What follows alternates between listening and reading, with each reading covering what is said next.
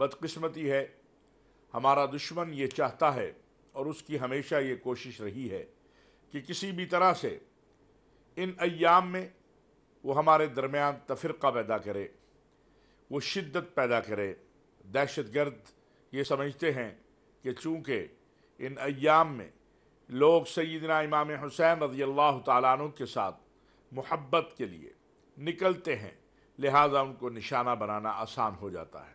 لیکن یہ میرے اللہ کا کرم ہے، اور اس کے بعد ہمارے ملک کے سلامتی کے اداروں، ہماری فوج، ہماری پولیس، ہمارے جو سلامتی کے ادارے ہیں، اور ہمارے علماء، مشائخ، ذاکرین، واعظین کہ سب نے مل کر کوشش کی، اور اللہ تعالیٰ نے اپنا فضل و کرم کیا اور محرم الحرام پرامن انداز سے گزر گیا۔ میں اس پر ملک بھر کے تمام مکاتب فکر کے علماء، مشائخ کو، ذاکرین، واعظین کو، پولیس کے ذمہ داروں کو، جوانوں کو، سلامتی کے اداروں کے ذمہ داروں کو، ان کے اہلکاروں کو، اپنی فوج کو اور حکومت کو تحسین اور خراج تحسین پیش کرتا ہوں۔ بلا شبہ ہم مشکل حالات میں ہیں۔ آپ نے دیکھا کہ بنوں میں اور ڈیرہ اسماعیل خان میں جو دہشت گردی ہوئی، ہمارے خوبصورت ترین نوجوان اپنی جانیں قربان کر کے اللہ کے سامنے اور اپنی قوم کے سامنے سرخرو ہوئے۔ ڈیرہ اسماعیل خان میں ایک دہی ہیلتھ مرکز پر جو حملہ ہوا، اس میں آپ دیکھیں چھوٹے چھوٹے بچے اور عورتیں نشانہ بنائی گئی۔ یہ لوگ جو بے گناہوں کو نشانہ بناتے ہیں، یہ نہ کسی دین کے نمائندے ہیں، نہ کسی وطن کے نمائندے ہیں، یہ انسانیت کے دشمن ہیں، اور ہمیں باہمی اتحاد سے ان کا مقابلہ کرنا ہے۔ پاکستان کا جرم یہ ہے کہ پاکستان ایک نظریاتی ریاست ہے جو لا الہ الا اللہ محمد الرسول اللہ کی بنیاد پر قائم ہوئی ہے۔ قائد اعظم محمد علی جناح کے فرمان کے مطابق کہ ہمارا دستور و منشور تو 1350 سال پہلے سید الانبیاء حضرت محمد مصطفیٰ صلی اللہ علیہ وسلم لے کر آ گئے تھے۔ بلا شبہ یہی جرم ہے ہمارا کہ یہ ملک پوری دنیا کے مسلمانوں کے لیے قوت کا مرکز سمجھا جاتا ہے۔ ہم کمزور ہوں گے تو بلا شبہ دنیا کے اندر مسلمان بھی کمزور ہوں گے۔ آج جو صورتحال ہمارے سامنے ہے، اگر میں یہ بات ذکر نہ کروں تو بخل ہوگا کہ جس طرح 2000 میں یا اس کے بعد ہمارے اوپر دہشت گردی کی جنگ مسلط کی گئی تھی، ہمارے بازار، ہماری مساجد، ہماری امام بارگاہیں، ہمارے چرچ، ہمارے پارک، ہمارے اسکول، ہر چیز لہو لہان تھی۔ آج اللہ کا شکر ہے سب کچھ آباد ہے۔ ہاں، دہشت گرد کوشاں ہیں کہ وہ میرے ملک کے امن سے کھیلیں۔ ان سے کیسے مقابلہ کرنا ہے، اس کی پہلی شرط جو ہے وہ ہمارا اتحاد ہے۔ ہمارے سیاسی اختلافات ہو سکتے ہیں، ہمارے مذہبی اختلافات ہو سکتے ہیں، ہمارے صوبائی اختلافات ہو سکتے ہیں، ہماری اناؤں کے اختلاف ہو سکتے ہیں، ان سب کو قربان کر کے اپنے دین اور اپنے وطن کے لیے ہمیں متحد ہونا ہے۔ آج وہ بچے جو ڈیرہ اسماعیل خان ہیلتھ سینٹر میں شہید ہو گئے، وہ بیٹیاں جو وہاں پر شہید ہو گئیں، اور وہ نوجوان میری فوج کے، میرے سلامتی کے اداروں کے جو اپنے وطن کی مٹی کا دفاع کرتے ہوئے اللہ کے پاس چلے گئے، ان کا بھی ہمارے اوپر قرض یہ ہے کہ ہم اپنی صفوں میں اتحاد پیدا کریں۔ اللہ کا شکر ہے کہ مذہبی طبقات نے اس کا احساس کیا اور پیغام پاکستان کی صورت میں ایک ایسی دستاویز پہ دستخط کیے جس کے نتیجے میں مذہبی امن ہمیں مل گیا۔ ابھی بہت ساری محنت کرنے کی ضرورت ہے۔ شدت پسندی کو، انتہا پسندی کو، اپنے اندر عدم برداشت کو ختم کرنے کے لیے ہمیں محنت کرنی ہے۔ پاکستان کو ایک مضبوط اور مستحکم بنانے کے لیے آج کے دور کے سب سے بڑی جو خطرناک بیماری ہے، جو خطرناک حملہ ہے، وہ فیک نیوز ہے، وہ بے بنیاد پراپیگنڈا ہے۔ اس کا بھی ہمیں مقابلہ کرنا ہے۔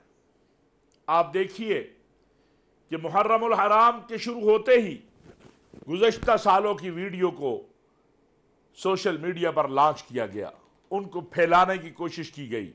الحمدللہ ہمارے اداروں نے، بالخصوص پی ٹی اے نے، اس حوالے سے بہت محنت کی۔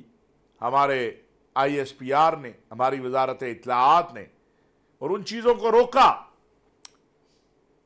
5 سال پہلے کی، 10 سال پہلے کی ویڈیو اس طرح پھیلائی گئی اور اس طرح سامنے لانے کی کوشش کی گئی کہ جیسے یہ تازہ واقعات ہیں، اشتعال پھیلے تاکہ۔ لیکن یہی رابطے کا فائدہ ہوتا ہے کہ جب مختلف مکاتب فکر کے قائدین کا آپس میں رابطہ تھا اور حکومت کے ذمہ داروں کا آپس میں رابطہ تھا تو وہ سازشیں کامیاب نہیں ہوئی۔ مرکز میں اور صوبوں میں علماء کے ساتھ جو رابطہ کمیٹیاں بنی اور جس انداز سے انہوں نے کام کیا، وہ قابل تحسین ہے۔ میں یہ بات عرض کرنا چاہتا ہوں کہ سیاسی اختلافات کو اب اس انداز میں ہمیں رکھنا ہوگا کہ ہمارا جو اجتماعی مفاد ہے، جو قومی مفاد ہے، ہماری جو قومی وحدت ہے، وہ متاثر نہ ہو۔ بلا جواز اور بلا سبب کی الزام تراشی، اپنے ہی اداروں کو مطعون قرار دے دینا، اپنی ہی فوج اور سلامتی کے اداروں کو ہر وقت سوالیہ نشان کے نیچے رکھنا، یہ کوئی عقل مندی کی بات نہیں ہے۔ جو ہماری جماعتیں پارلیمان میں موجود ہیں، ان کو حق ہے کہ وہ پارلیمان میں بات کریں۔ جو ہماری جماعتیں پارلیمان سے باہر ہیں، ان کو حق ہے کہ وہ اپنے لوگوں سے بات کریں۔ یہ ادارے ہمارے ہیں، یہ فوج ہماری ہے، یہ پولیس ہماری ہے۔ لیکن یہ رویہ کہ اپنے ہی لوگوں کو مطعون قرار دیں، اپنے ہی اداروں پر وہ الزام لگائیں جو کبھی ہندوستانی راہ لگاتی ہے یا کبھی اسرائیلی موساد لگاتی تھی، تو یہ بہرحال تکلیف دہ امر ہے۔ یاد رکھیے، لیبیا، عراق، شام، یمن کی مثالیں ہمارے سامنے ہیں، جہاں پر آپ اپنی افواج کے سامنے آ جاتے ہیں یا سلامتی کے اداروں کے سامنے آ جاتے ہیں، وہاں ملکوں کی بقا خطرات میں پڑ جاتی ہے۔ میں پھر یہ بات کہنا چاہتا ہوں کہ 100% اتفاق آپس میں سیاسی قوتوں کا بھی نہیں ہے، مذہبی قوتوں کا بھی نہیں ہے، بیوروکریسی کے ساتھ بھی نہیں ہے، اسی طرح اداروں کے ساتھ بھی نہیں ہوگا۔ لیکن اس کا مطلب یہ تو نہیں ہے کہ ہم روز ایک الزام لگائیں، نہ اپنے سپہ سالار کو معاف کریں، نہ اپنے سلامتی کے اداروں کو معاف کریں، جس پہ جو دل چاہے ہم کہہ دیں۔ ایسا تو نہیں ہونا چاہیے۔ آپ یقین کریں، جو کام کبھی ہندوستانی راہ کر رہی تھی، آج ہمارے کچھ لوگ دانستہ یا نادانستہ وہ کام کر رہے ہیں۔ ہندوستانی راہ اور پاکستان کے دشمن یہ چاہتے تھے کہ پاکستانی قوم میں اور پاکستان کی فوج میں، پاکستان کے سلامتی کے اداروں میں ایک تقسیم پیدا ہو جائے، ایک بعد پیدا ہو جائے۔ مجھے دکھ کے ساتھ کہنا پڑ رہا ہے کہ یہ کوششیں ان کی تو ناکام ہوئی ہیں، ہم کیوں ان کوششوں کا حصہ بن رہے ہیں یا ہم کیوں یہ کوششیں کر رہے ہیں، یہ ہمیں سوال کرنا چاہیے ان لوگوں سے۔ مجھے بتائیے، وہ مائیں جو اپنے بچے جوان کر کے اس فوج کے حوالے کرتی ہیں، ان سلامتی کے اداروں کے حوالے کرتی ہیں، ان کے لیے شہادت کی دعائیں کرتی ہیں، وہ جوان جو سیاچین کے پہاڑوں پر اور بارڈروں پہ کھڑے ہو کے رات کی تہجدوں میں اللہ سے شہادتیں مانگتے ہیں، جب آپ چوکوں چوراہوں میں بغیر کسی دلیل اور ثبوت کے اس سوشل میڈیا کے ذریعے الزام تراشی کرتے ہیں تو ان پر کیا بیتتی ہوگی؟ یا میرے وہ شہداء جن کے ماں باپ، بہن بھائی، رشتہ دار ان کے لاڈ اٹھانے کے انتظار میں ہوتے ہیں کہ وہ چھٹی پہ آئے گا، ماں سوچتی ہے وہ آئے گا میں اس کے لیے یہ بناؤں گی، یہ پکاؤں گی، باپ سوچتا ہے میں اس کے ساتھ باتیں کروں گا، بھائی سوچتا ہے میں اس سے تفصیل پوچھوں گا کہ تیری زندگی کیسے گزر رہی ہے۔ جب اس کی لاش آتی ہے، جب اس کا جسد خاکی آتا ہے پرچم میں لپٹا ہوا، وہی باپ جو انتظار میں ہوتا ہے وہ روتا نہیں ہے، وہ کہتا ہے یا اللہ تیرا شکر ہے تو نے میرے گھر کے اندر ایک شہید دیا ہے۔ وہ ماں جس نے اسے پال کے پوس کے جوان کر کے بارڈر پہ بھیجا ہے، اس ملک کے لیے دیا ہے، وہ ماں اللہ کے آگے نفل پڑھ کے کہتی ہے یا اللہ تیرا شکر ہے تو نے میرے گھر میں شہید دیا ہے۔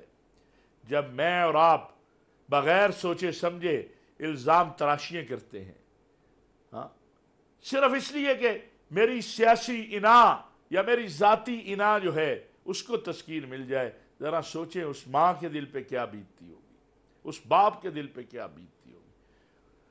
اور کئی تو ایسے بھی ہیں شادی کی، بارڈر پہ چلا گیا، بارڈر سے جسد خاکی واپس آیا، سال بعد اللہ تعالیٰ نے اولاد بھی دے دی، نہ اس اولاد نے اپنے باپ کو دیکھا نہ باپ نے اپنی اولاد کو دیکھا۔ کیا ان کا یہ احسان ہمارے اوپر کم ہے کہ انہوں نے اپنا آج ہمارے کل کے لیے قربان کیا ہے؟ جو اپنا خون دے کے ہماری راتوں اور دنوں کا تحفظ کریں، ہمارے گھروں کا تحفظ کریں، ہم ہر وقت انہیں عتاب کے نیچے لے آئیں۔ جو میرا دل چاہے میں اس کے متعلق کہہ دوں، بغیر سوچے سمجھے، بغیر دلیل کے، بغیر تحقیق کے۔ اس روش کو بدلنا ہوگا، اس سوچ کو بدلنا ہوگا۔ یہ نہ اسلامی ہے، نہ اخلاقی ہے، نہ قانونی ہے، نہ پاکستانی ہے۔